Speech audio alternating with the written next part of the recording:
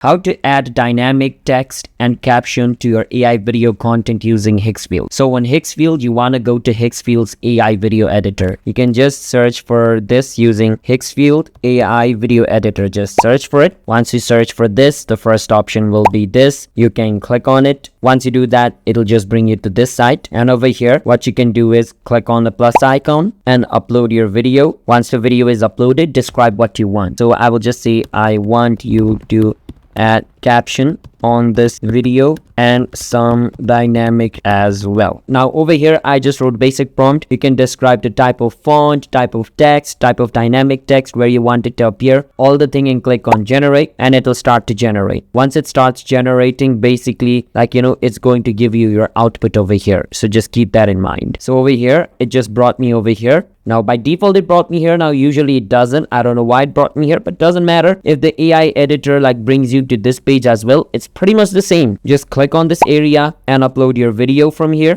Once you do that, you can just write the same text over here, which I just said. I want you to add caption on this video, dynamic text as well. Click on generate and it'll generate it. That's how it works. Subscribe to our channel for more videos like this.